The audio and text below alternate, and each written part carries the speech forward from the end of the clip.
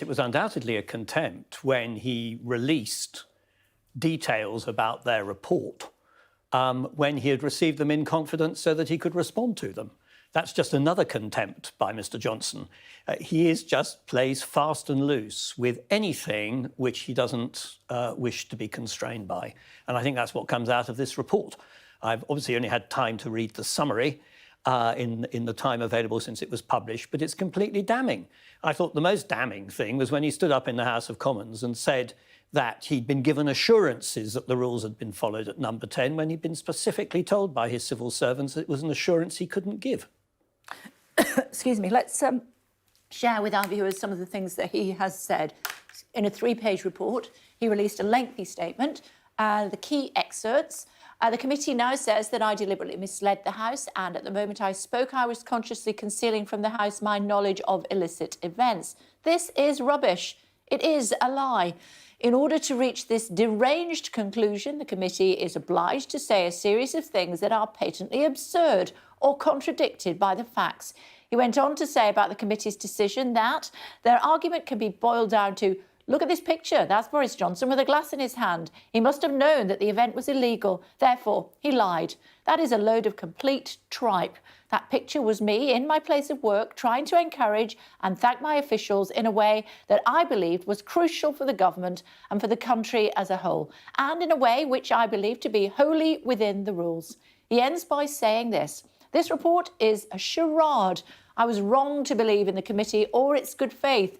The terrible truth is that it is not I who has twisted the truth to suit my purposes. It is Harriet Harman and her committee. This is a dreadful day for MPs and for democracy. This decision means that no MP is free from vendetta or expulsion on trumped-up charges by a tiny minority who want to see him or her gone from the Commons. Woof! Thoughts on that?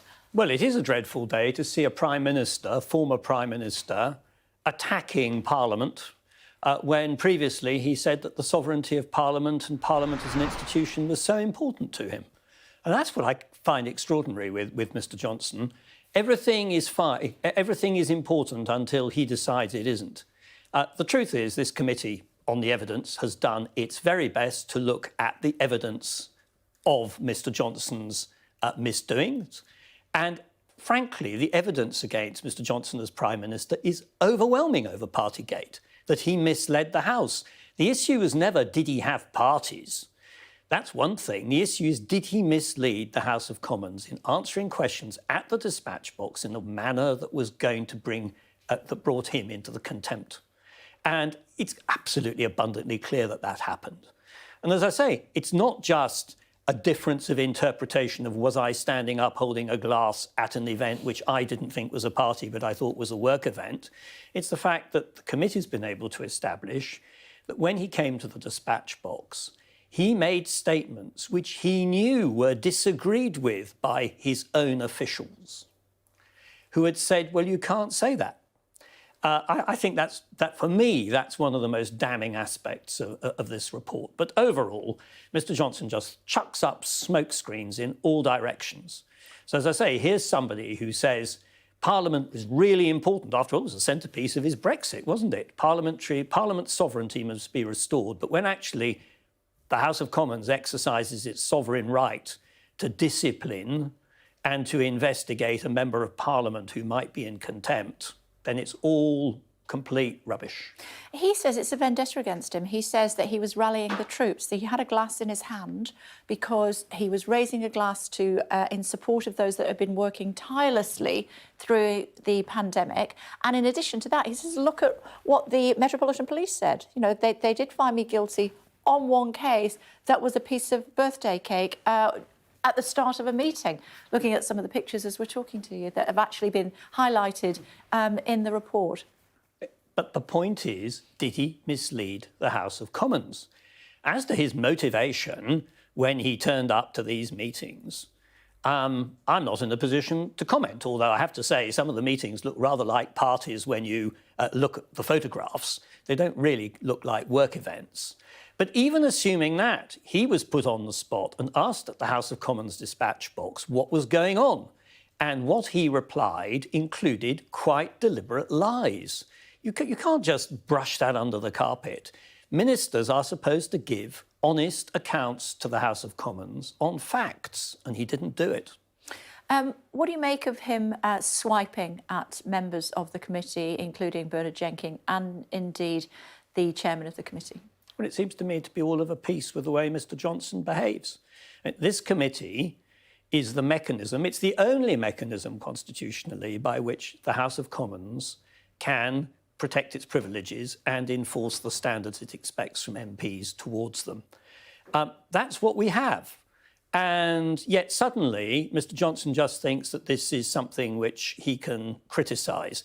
There isn't a shred of evidence that this committee has acted in a deliberately biased fashion against him. I served on the Standards and Privileges Committee, and my own experience is that when MPs come through the door to work there, they do it in a completely non-partisan way. And the people he's most critical of are people who in the past were in fact his political allies.